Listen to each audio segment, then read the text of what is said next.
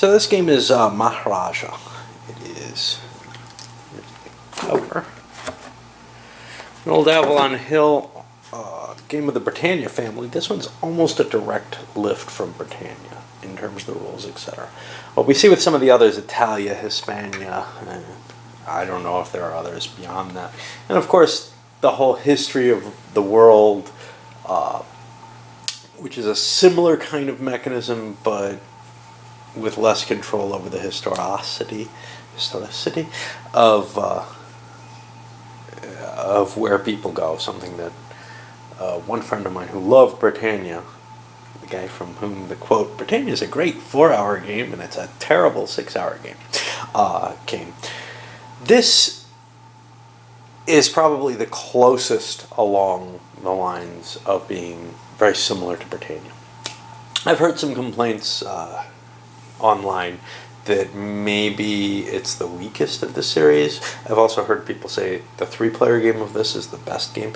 I'm playing the 4-player game. Why? Same reason I always play the 4-player game in Britannia and won't play it any other way. The colors match. I believe Britannia is highly unbalanced, so I'm not expecting this to be any better than that. You've got the same option you got in Britannia. You can bid, and the winning bidder gets to choose which country they take for that many victory points. Easy enough. Not which country, which side. So, like Britannia, let me go over a few of the base rules of the system for those of you who aren't familiar with it. Like Britannia, you control a sequence or series of countries, and they're predetermined based on the number of players. We got 4, 5, or 3 players, or a 3-player short game.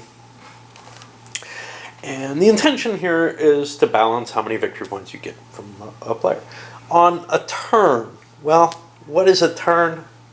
A turn is a long span of time. Now this covers from 1500 BC up until 1850 AD.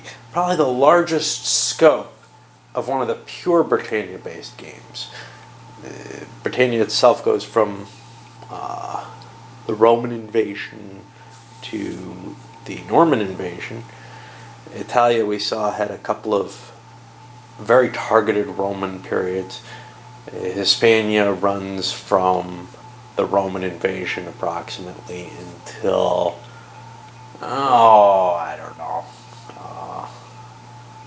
I don't think it definitely into the Reconquista. I don't think it makes it all the way up to 1500, but still, this is a much broader scope.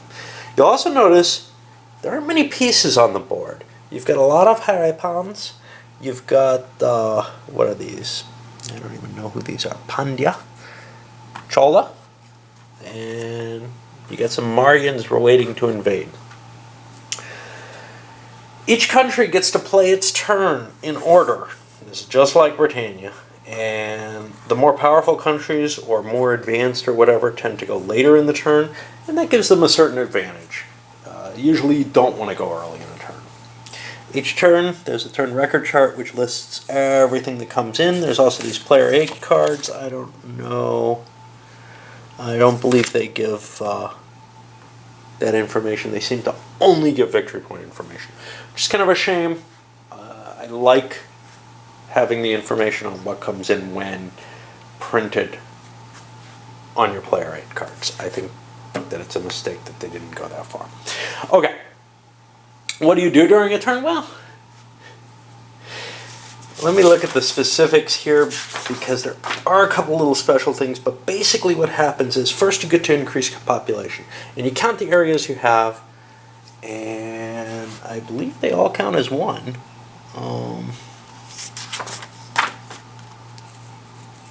Trying to see if hillland areas only count half, yeah. So there's terrain in this game, and I'm not sure how you tell it. I guess speckles mean it's hilly area.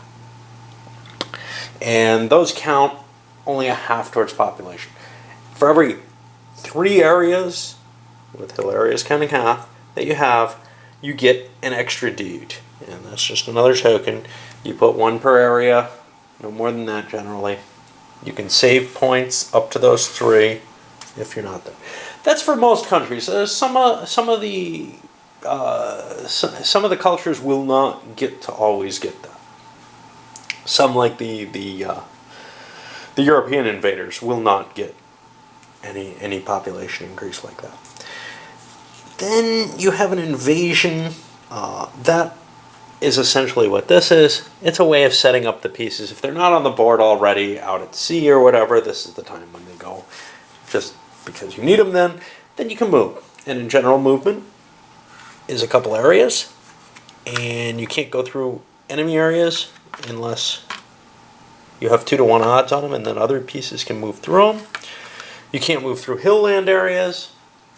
Some of these rules are relaxed a little bit if you have a leader. So, for example, a leader can walk 3 areas instead of 2, and he can take his troops with him, and he can walk through hill land areas. He can't walk through enemy units, though, without the overrun, the 2-to-1. What else do we have? Then we have battle.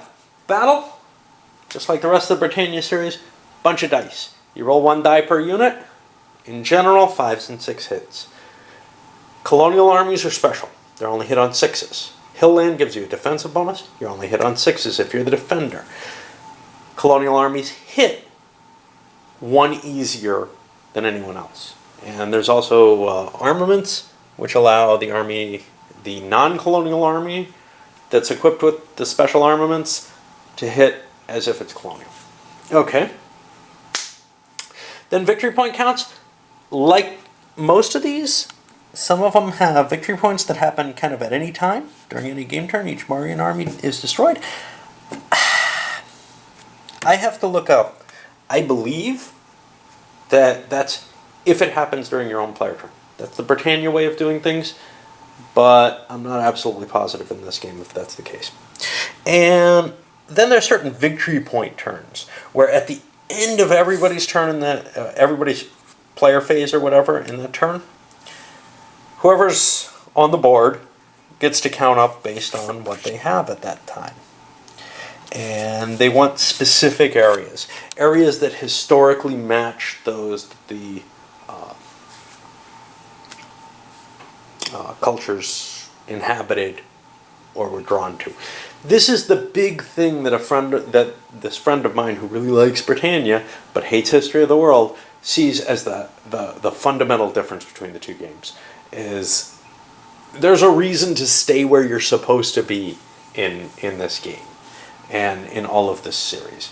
In History of the World, there's generally strong reasons to do very, very ahistorical things, and he finds that very disturbing. I find that more Euro-ish, and yes, I'm not as thrilled with it, but I don't hold it that terribly against History of the World. I think it's approximately the same kind of game and less annoying. There's an annoyance factor to having to know these charts or read them. Some of them are fairly easy, but sometimes knowing what somebody's going to go after is a decision that's primarily made by their card rather than by a board position or who's winning or whatever. In History of the World, you're able to make those determinations just as pretty much without a lot of knowledge of what the other guy's cards are. In this, playing it a couple of times, you get an idea of what's coming when. Now, this is my first time playing it in, I don't know, 20 years. And I've only played it once. It's the origin of the term Gupta game, because there are Guptas in it, but a friend of mine who was very much into war games played this and was very disappointed in just how Axis and Allies like the combat system is, because you just roll dice and see if you hit, and then each player has an option to retreat.